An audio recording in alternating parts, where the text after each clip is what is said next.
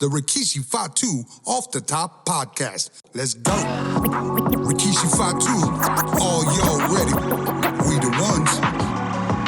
Keep it locked on the Rikishi Fatu podcast.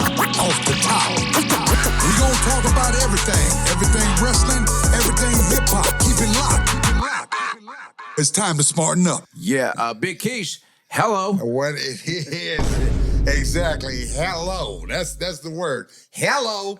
You know. So, yeah, man, that track is fire. By the way, just wanted to put that out there. Million streams right now across the board. Congratulations on that. Yeah, well, congratulations to my nephew Jake. But you know what? This track here, just to put it out there, you know, in case some of the fans think that this was just now made. Well, this been in the vault way before Jacob went to WWE. You know, so it's one of my favorite tracks, you know, and for a minute that, he wanted me to jump on the hook. And just had time to do it. And it's been sitting. I said, well, you know what? If I don't do it now, I don't know when I'm gonna do it. And I was honored to get on the hook, you know what I mean? And just another talent that Jacob has. And Jacob, if you really listen to the words of that album or that track, he's really talking about his life. Like, that was like kind of like some Tupac. Like Tupac already talking about his life before it even happened. And then when Jacob did this song 10 years ago, way before he came out, I mean, in the struggle that he's talking about in this song, well, he used to work at the warehouse in Burbank. Big shout out to Patrick Swayze for giving a Oos a shot.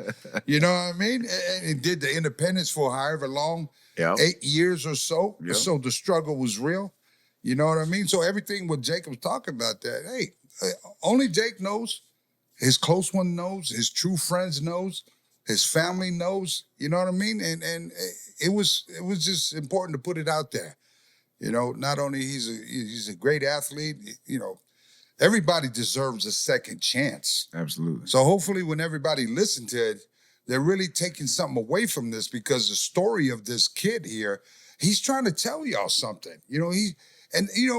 Jacob is not the only, will he probably be the last person in that type of predicament in his life? How about a message for all those other kids that are out there, that are going through, that people done wrote them off? How about that? How about if they're listening to, man, I'm just like Jacob. I'm going through it right now.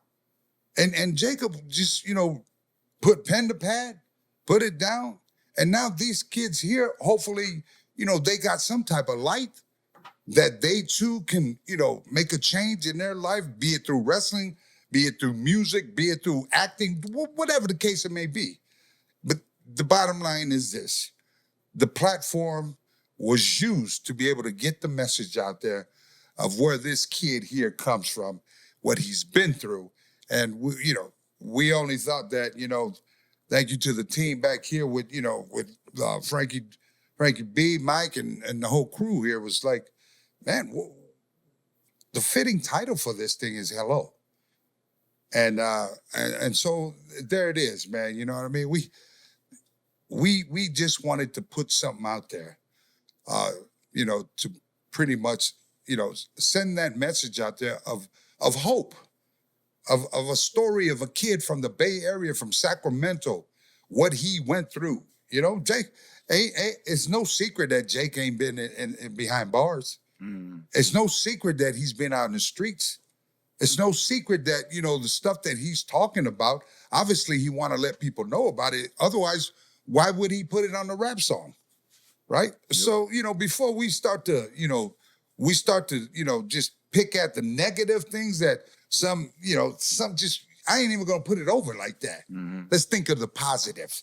Let's think of the positive message that was on there.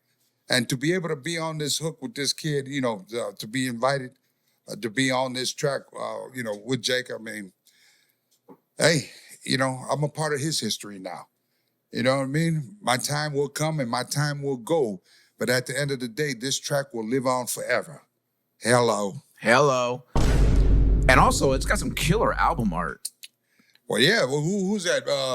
Big shout out to DJ D. Dirty E. Oh, that's right. Dirty Depp. Dirty E. I always butcher his. You just butchering his name, right?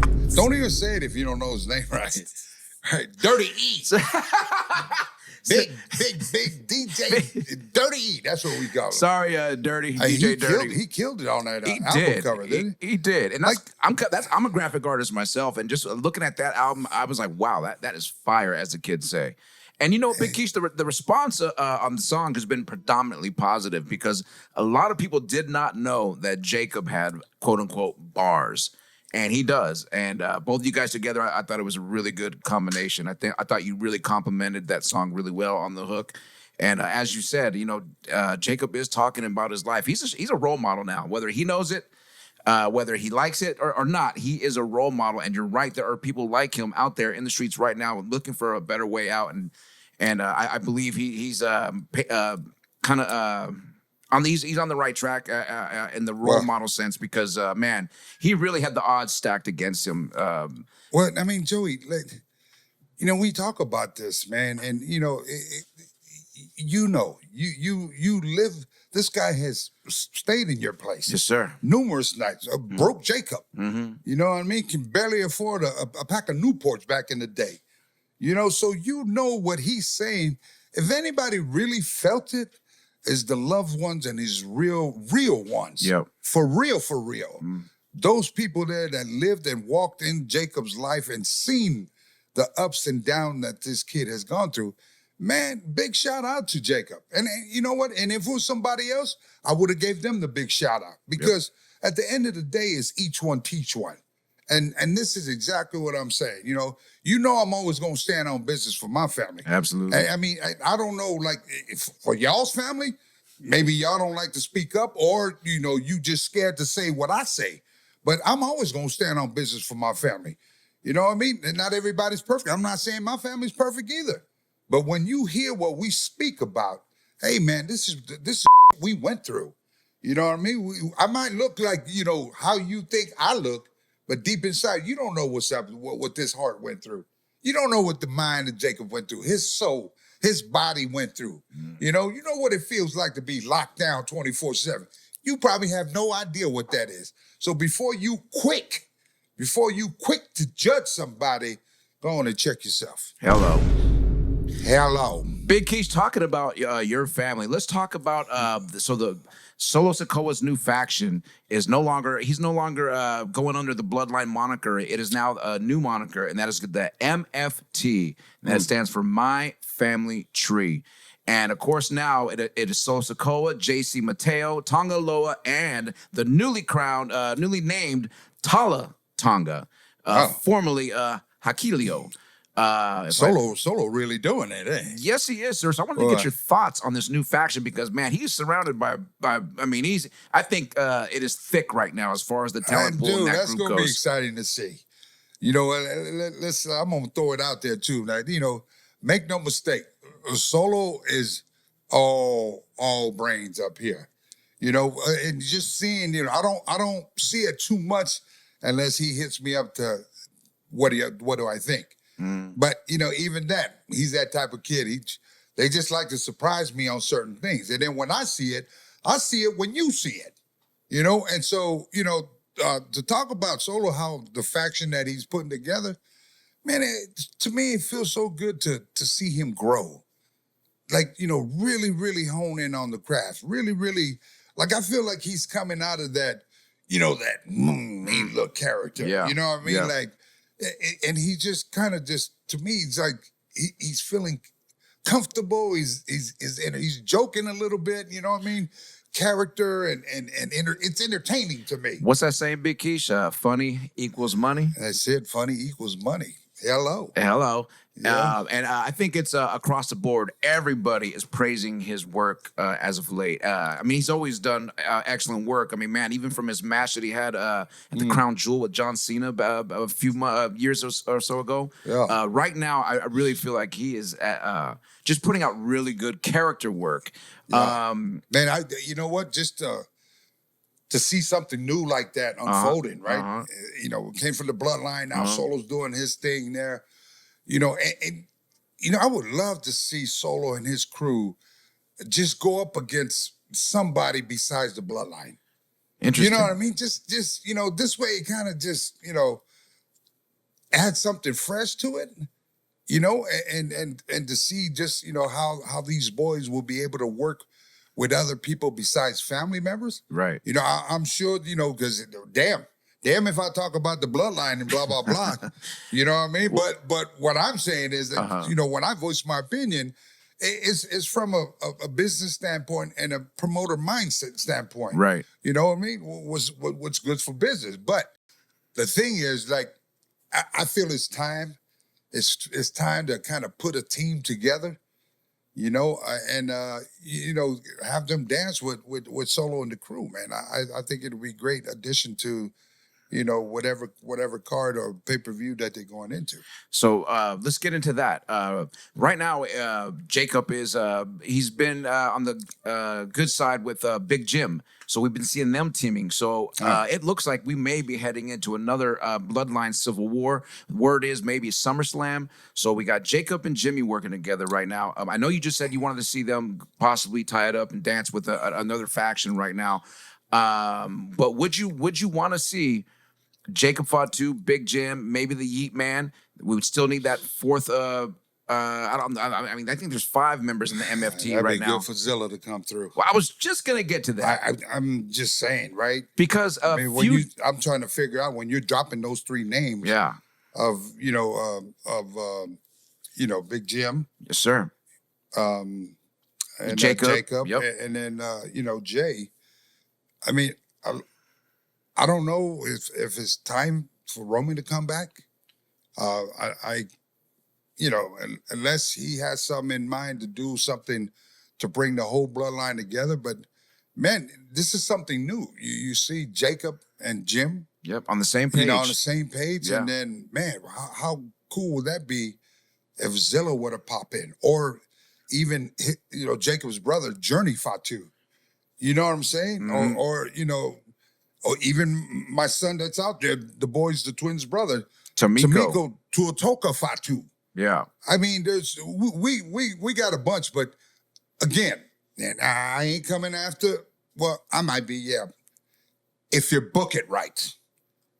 If you book it right and you run the storylines right, hey, it might be good for business. Well, I know the bloodline's good for business. Absolutely. It's just how you put it together. So then, if we don't see this civil war again between the new bloodline members, what other faction is there that could even step up with and keep up with the new bloodline? I mean, I've always wanted to see the Wyatt Six, but then they're kind of in and out. I haven't seen anything really solid. What I'm seeing is maybe Paul Heyman's new group. We got Seth Rollins, Bronson Reed, and Braun Breaker. Like that, I mean, all they need is like one more major player, and I think that would be a good feud right there. What do you think? Well, to be honest, I think when it comes to those guys there, you need the players. Definitely Roman Reigns has to be in that conversation. Absolutely, and he isn't. Go ahead. Yeah, definitely Roman Reigns has to be in that conversation. Would it make sense to come back and have Roman with Big Jim, with Jacob, and Jay? You follow me? Yes, and then, maybe there's a new wise man there. Yeah. Hello. It's something people, they've been waiting, they've been asking. And you know what I mean? For me, I always like to, give the fans what they want. I think it's important that, because if you go against the fans and they're not digging, the things that they're seeing on TV, or they're not happy with certain pushes of certain people, we've been through it. The fans of the WWE universe, they're going to voice their opinion. Yeah. Right? And so, when it comes to those 2 factions, you got to stick the right people together, And so, but I don't know. I don't know. There's got to be something fresh and new as far as angles or storylines being written together. I feel anything you put the bloodline or the dynasty or MFT, when you put these guys together, man, and in some type of angle with whoever, it's always going to be, people locked on the TV because they just want to see. They just want to see, okay, there's so many of us, who's going to run in? Who's going to be the surprise? Or is there going to be surprise? So there's always interest every time you see the Bloodline on TV. And speaking of interest, Zilla Fatu brings a lot of interest. Man, he's over like Rover at the conventions. At the convention you just did at LA FanFest, I think it was 2 weekends ago. He had a line a mile long. Hello. And then you also, following that weekend, you had put out a tweet, or a post basically saying it's your time, Zilla, whatever that means. I wanted to ask, since the last time we discussed Zilla Fatu, you had mentioned that he still needed time to grow in this industry, but I have a feeling like his time is now. What have you noticed? Where has he progressed since the last time we mentioned Zilla Fatu on the show? Well, it's probably been about 8 months to 9 months since we even talked about Zilla. And, you see him out there, I have a lot of friends in the business, the promoters that are different parts of the country. And so, my talks or our talks together, it's always to where I would like to know, what's his strong points and what's his weak points that we can continue to mentor him on. Because he's definitely an athlete. His story is another story. That story is similar to what Jacob went through. You follow me? So in case he comes out with a song or we put him on the remix of Hello, I don't want everybody just to, what's happening here? What's going on here? Just, check yourself. Because when you listen to the story of this kid here, man, I mean, we understand it. We've been there, we've seen it go and, see what he walked through, and the family's been there. And so, to go back to him, like, it's just, timing is everything. And, I think that, with his family there, with guys that, used to be around his father, that are there and that truly love his dad, I'm sure that they're going to want to take him underneath his wing once he come through that locker room and, that atmosphere of, being hopefully being in the WWE, and being able to sit underneath that tree of a lot of the OG knowledges, like we seen, like Randy Orton was one of Icky's best, good friends. John Cena was one of Icky's good friends, and then, of course, you got the family that's up there. That's a no-brainer, you know what I mean? And all Zilla has to do is just listen.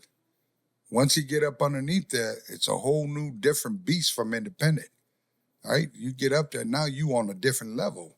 So you come in there as the, as the green, the new fish in town. Well, in order for you to swim out there with the sharks, you got to be able to learn and dodge these sharks that are out there. You know what I mean? They smile in your face and stab you in your back, especially when you're coming through and you just shoot straight to the top. Yeah, and then, you got to be mentally strong for all that, You don't let the business get to your head, and not saying that he is, but you don't let, you learn how to control certain vibes like that, because it can either, make you and break you real quick, as quick as they made you. So, Zilla's ready. I feel he's ready. I feel like, his father in some way still talks to him. And to be able to, give him that knowledge, If there's a heaven above, I'm sure his pops is looking after him and just, wish he was here, to physically grab his hand and lead him through this crazy business of professional wrestling. And so, and that's what I'm here for. That's why I utilize, this podcast of, off the top. It's my voice. It's my platform, to be able to, educate people of who we are. Not only, the culture that we come from, the Samoans, the Bay Area, people that we've been around and what we've learned and going through this business of professional wrestling. It wasn't easy, man. You think it's easy because you have family in there. that's just harder. It really is, Joey, because now you got to be as good as the person before you, or just leave it alone. Like who wants that? So you can imagine that pressure to know that, say you're my nephew, you're coming in after me. Yeah. Oh man. Yeah. Like, am I going to be as good as, Yeah. uncle, or am I going to, blah, blah, blah. You know what I mean? And this is the reason why everyone that comes up underneath is so successful, because this family, we grab each other and pull each other. We talk to each other and let them know. We check them when they're wrong. We congratulate them when they're right. And so at the end of the day, we don't let nobody astray, like, see them doing bad and continue just the silence. Now, I might say things to you that you might disagree on, but this is coming from love.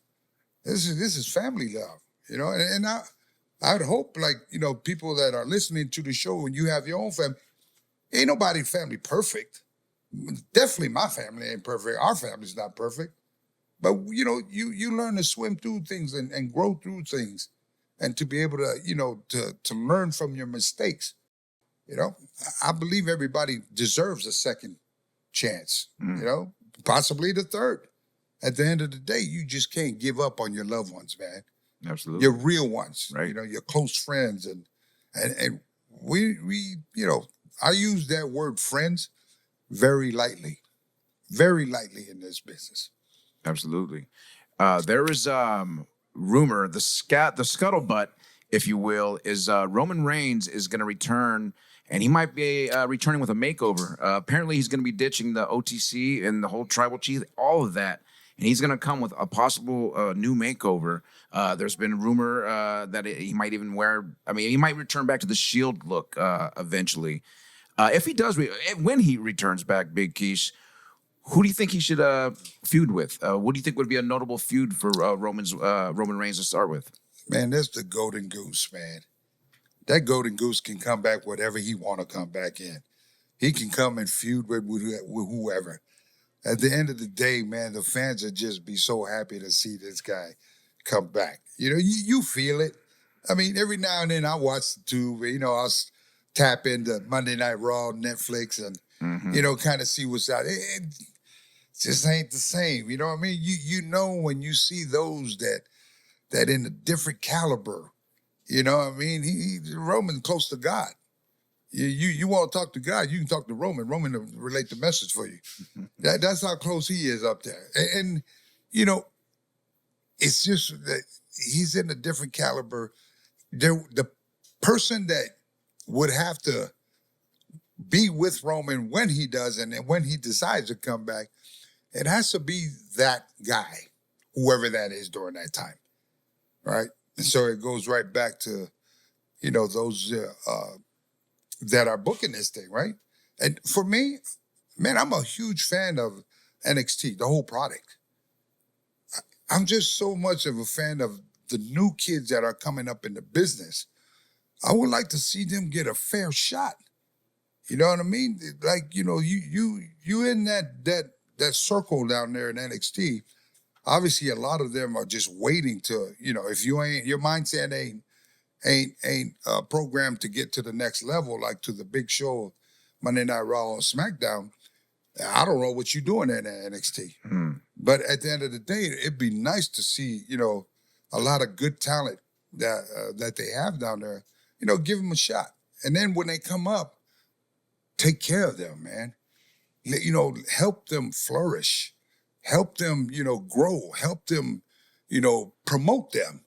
But, promote them in a strong, right way that that can help them as far be as a A1 list or superstar, right? And then at the end of the day, as they get there, you'll tend to find out the one that's a player or not, because once you get to the big shows, it's like you're gonna find out, are they either made for it, or do they get big headed, or now they're complicated to work with, or now just other things that that just all of a sudden, like, well, I've never seen this down there in NXT. Who is this kid or who is this girl, you know?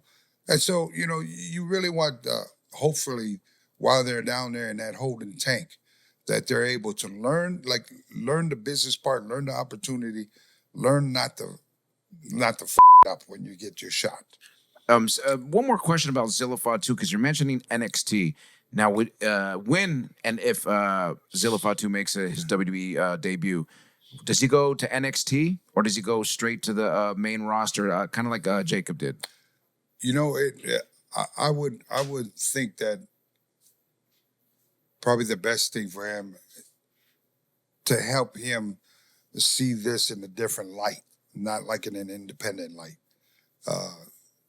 How the company operates, how everything, the rules and regulations of certain things. Solo went through it, you know what I mean? But I already knew that Solo was already ready if in case he needed to go to the next level. And I feel the same way for Zilla. I think it's not a bad thing if he goes NXT. I think it's a good thing. It's a good thing for those that are down there that are not up into the big show yet, to get to know who Zilla Fatu is, Isaiah Fatu, right? It's good for Shawn Michaels and Matt Bloom, those guys, Steven Regal, Booker T. Booker T knows, obviously, still is out there training. But, those that are not around, my nephew, I think it's good for him to be down there. And, they can help prep him too as well. Because obviously, NXT, they know what the deal is up there and, with SmackDown and Raw. And, timing is everything, I feel when the time is right, the report will go back to the main guys, Triple H and everybody that's in charge up there. And then it's up to them to, green light it or not. You mentioned HBK, Shawn Michaels. We've never talked about Shawn Michaels on this show. Right away, I got to ask. So sexy boy. I knew you always wanted to say that. I'm not your boy. Now you switched from Shawn Michaels to Bret Hart to Shawn Michaels? No, I wouldn't do that. Come on now. Let's not get crazy now. Let's not get crazy. But I do want to ask, now that you were talking about the Heartbreak Kid, have you been in a one-on-one match with Shawn Michaels? Yeah. He was so easy to work with. Poetry in motion, professional. Never no bad attitude? Yeah. Well, no. When we rocked together, man, we was with the Head Shrinkers versus Diesel and Shawn Michaels. Okay. I think we dropped the belt to them in Seattle someplace, I think it was. But yeah, man, these were all party nights, man. This was back in the day, man. Back in the day, you know what I mean? Like we was just, man, hustlers out there on the road, man. A lot of late night, early flights, a lot of Jack Daniels, I mean, yeah, but, every time we got in the ring, man, it was never no problem with the Heartbreak Kid, man. Never no problem with Diesel. Kevin Nash, man. I mean, for all I knew, like, everybody loved to work with the Samoans. You know what I mean? We was that, and to work with Shawn Michaels everything was easy. Because you barely even touched this guy, and this guy flying. You know what I mean? Great seller, one of the best sellers. Man, and you talk about a mind for the business, man, a mind for in-ring skills. Like, we just, what's the finish? That's it. The rest from A to Z, in between, we call everything on the fly out there, And it was just, I used to say, when you come to the locker room, you look at that list, and when you see a person's name out there on that, across from yours, who you're working with, you'll either say, damn, I got to work hard. I got, my back, I got to carry this dude tonight. Or I got a night off. And so these guys here work night off. So I have to ask Big Keish, I'm sorry. Who was more easier to work, Shawn Michaels or Bret Hart? Oh, that's a good question. And I don't have an answer for that. Okay, maybe because this. These guys here were just, when I say professional to the professional highest level, of these guys knowing their in there and knowing, like, even helping you as you're working with them. They can adapt to anybody they put. The worst worker, they can make that person look like a superstar. the best worker, you're gonna get a triple, a 4.0 match out of these guys here. And we all seen when they both work together. Forget it. You don't want to be that talent to follow them. You know what I mean? Because if you coming up after Shawn Michaels and Bret Hart, you might as well just pack your bags or act like you sick, like you can't come out. You know what I mean? Because you just gonna come out and just embarrass yourself. Like it'll be like crickets out there. You know. So after they done popped everybody out there, and then here you come, it was what we call intermission match. Like, I'm going to get some popcorn because this match here is just say crickets. On a 1 to 10, Big Keith, because both you and Shawn Michaels have one hell of a savate kick. He calls it sweet chin music. Yours is the savate kick. On a 1 to 10 basis, how would you grade that savate kick that he does? Well, for a 350-pound guy, I grade mine's 10. Absolutely. Yeah, we all know yours is 10. Shawn Michaels should have a good savate kick. Yeah, right. That was 230. Yep. Right? So it's kind of, I would think, because the less weight, it's easy for him to kind of lift his leg up. But you can imagine lifting a log up. Yeah, well, there it is. There it is. I think I do I throw a pretty decent savate kick. Absolutely. I can't knock Shawn Michaels though. And you were throwing that way late into your career too. You were still doing that savate kick. I remember in the territory league days, I was savate kicking people on the basketball court, man. Way before I was into wrestling, man. What? Wait. That was part of my offense. Wait. You know what I mean? Then foul. How you gonna foul somebody with a foot? Wait a minute. Time out, Bicky. So on the basketball court, you were throwing savate kicks? Come on, man. They used to call me Dr. J, man. Come on, man. And you wonder why, us Samoans, man, we move so light on our feet, man. You talking about playing racquetball, playing basketball, football, you name it, man. Yeah, we was all around athletes. We never got picked up on some but but we was ready. We was athletic. That's when we came through, man. Them promoters and agents up there, back in the day, come in and book the Samoans, and my goodness, they are so athletic. Look at them go. Look at them. We don't see those type of people here in our area. We come in and we just whoop their asses out there. Because we knew what we had to do. We had to get over. We had to get over to be able to stay booked. And as long as we would stay booked, we was, we was making that. You know what I mean? It wasn't that. But, the brand was starting to be built. It was starting to, get around. And the more people were talking about it, the more opportunities we got. So thank you to that, all the park sports that we did out there. We wasn't on a team or not, but you know how it is when you have a group of dudes out there, your friends and out there. Hell yeah. The ones that nobody want to just, invite over to the house. So we just all go and hang out outside and just cause havoc. Yeah, that was us, man. One more rumor, Big Keith, that I would like to discuss with you that's been out there that I've heard. There's a lot of rumors floating around right now. But this one is interesting because you know a little bit about one of the guys in this rumor. Stone Cold Steve Austin is rumored to possibly want to have one more match. And there's word that this one more match could possibly take place in Las Vegas 2026 at WrestleMania 42. Now, that rumored opponent could be CM Punk. If you were to book Stone Cold Steve Austin's final match, who would you book him against? Why don't we just book the GOAT versus the GOAT? I was going to get to that next. Let's just call it like a, if you book Rock and, they had Muhammad Ali and Joe Frazier back in the day. We talk about wrestling, and let's talk about Stone Cold coming back, and let's book him against The Rock. What, number 3 or number 4? Because every match, these two cats, when they bring it, and they got together, man, it was always poetry in motion. You always got engaged to, a lot of the, the footage that's been put out there. And here's the beautiful thing, man. They enjoy working with each other, right? They help build each other's career. And for TKO, and I would think Netflix, I would think everybody be happy as hell because these two jokers gonna sell tickets. Mm-hmm. You know, what's good for business. And so there's only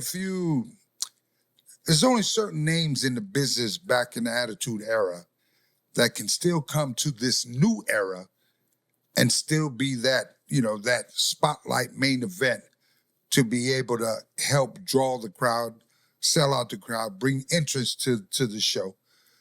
But here's my thing with that. It's good. Would I have them be main event in it? No. And for me, like it's I feel you gotta learn how to roll with the new era. And I kind of see what Triple H is doing, giving a lot of these new talent, opportunity, and you bring in the old school talent to be able to get the rub to the new era talent, right? And either have them lay down or build their brand, build the new talent brand, and the new talent storyline has to be just as great, as amazing as the OG's promos, OG's video package. By the time they show their video package, it's so emotional. It take you back down memory lane and, blah, blah, blah. Now you remember that as a kid or when your father was a kid, you know what I mean? Now he gonna drag your ass to the go see, let me go take you who I used to watch back in the day when I was a kid. Well, we can still do that, still get that same vibe, but let's build the new talent and showcase a new type of video footage reel of, kind of help educate the old school wrestling fans to be able to see how the business has turned. And these are our new superheroes, our new villains of the industry. And here's the thing, you're going to get a lot more from these new students if you give them that opportunity. They're young, their body are not broken down, and all they got to that they're going to be there for a minute if they play their cards right. Versus come back to the old school. And I'm not knocking any of the old school. The old school is good for business as far as to add on to that big show that'll help draw a different crowd. But at the same time, I just feel like we don't want the old school to overshadow the new school. And that's the way, that's the way I kind of would look at it. If I was the guy that would, book the show, this is just my humble opinion. I ain't knocking anybody who I don't feel like, I'm sure Stone Cold can still go. The name Stone Cold on the marquee draws. The name The Rock, draws. And but I would like to see some new names. There's a lot of new names that are out there that would like to see get opportunity. There's just so much kids out there in NXT. I'm always very, very happy when I see some of the kids get the shot to be able to move up to the big show. I wanted to end with five rapid fire questions involving Stone Cold Steve Austin. Yeah. So it's your show. You can answer any way you want, but a yes or no would be fine. It's totally up to you. Question number one, Big Quiche. Have you ever had a cold one with Stone Cold Steve Austin, a Steve Weiser? Absolutely. Really? 1 or 2 or 3 or 4 or 5 or 6 pack. There it is. And it was always cold. Always cold. They had that cooler out there. Have you ever, now I know you've hit Stone Cold Steve Austin with a car, but have you ever traveled in a car with Stone Cold Steve Austin? No, I haven't. We in Germany, we've all traveled in a big RV, and we would all be out there for like 2 weeks. And you knew when Steve was on the bus, you definitely gonna have some cold ones on there. Nice. Question number 3. Who would you consider Stone Cold Steve Austin's greatest rival? Oh, I'd have to say The Rock. Question number 4. Were you in the arena the night Stone Cold Steve Austin suffered his neck injury in a match against Owen Hart? No, I wasn't. Okay. Question number 5. Who's the greatest, Rock or Austin? No answer. There it is, ladies and gentlemen. Big Quiche, you're going on vacation here pretty soon.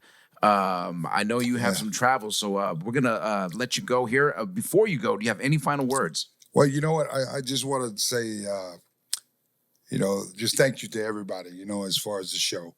I really, really appreciate everybody tuning in, subscribing, and, even leaving comments out there, good or bad.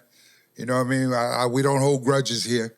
But I just like to, say thank you. Thank you for taking the time to always tuning in. And remember, it's free to be kind to one another and always, always smarten up. I was in the trap way before this. Yeah, that's what they said. That's what Jake said. I didn't say it. Jake said it. That's what, if y'all didn't listen to his story, what he was trying to say. Brother was in the trap way before this. I'm talking about 10 years before, Way, way, way, way back, way back. Yeah, my bloodline tight.